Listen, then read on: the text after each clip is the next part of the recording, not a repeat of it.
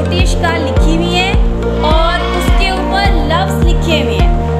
आपने छोटी शक्ल को उस लफ्ज़ से मैच करके अपनी वर्कशीट पर लिखना है, ठीक है जी। एमन बैठे रहो बेटा।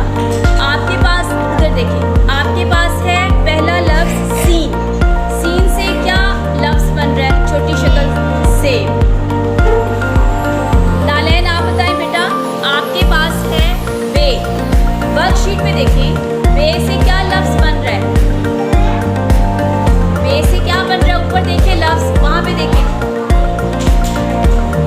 बे वाली बात ये क्या होता है जी? वसीहा आपके पास हे लिखा हुआ है। वर्कशीट पे देखिए, हे से कौन सा लफ्ज़ मैच होगा? गुड जी। आयजा, आइन से कौन सा लफ्ज़ मैच हो रहा है जो आपने लिखा है?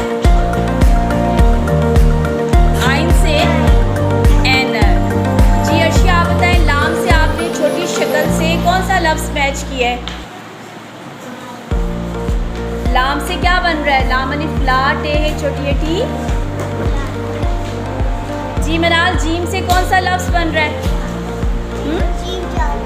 जग जी। खतीजा आप बताएं बेटा। वर्कशीट पे देखिए, स्वाद से कौन सा लफ्ज़ आपका मैच हो रहा है जी? आप बताएं बेटा। खतीजा, मीम से कौन सा लफ्ज़ मैच हो रहा है जी? आप बताएं बेटा। फे से कौन सा लफ्ज़ मैच हो रहा है जी? सीन से क्या बेटा लफ्ज़ मैच हो रहा है जी? बे से कौन सा लफ्ज़ मैच हो रहा है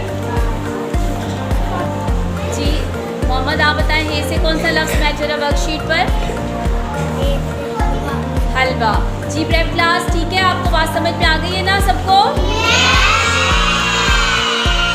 छोटी शक्ल को हमने किससे मिलाया है? लफ्ज़ से, जो हमारी वर्कशीट पर लिखे हुए